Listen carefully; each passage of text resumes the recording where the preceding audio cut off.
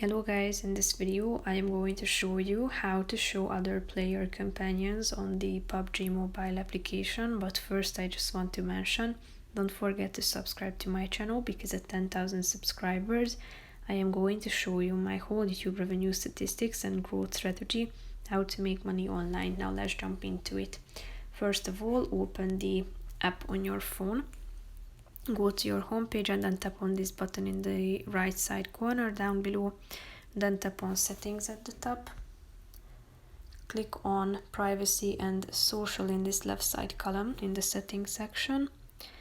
After that, go to the social subcategory and go to the second option, which is show other player companions. So here you can either enable it or disable it. So tap on the relevant button and then it will be updated automatically.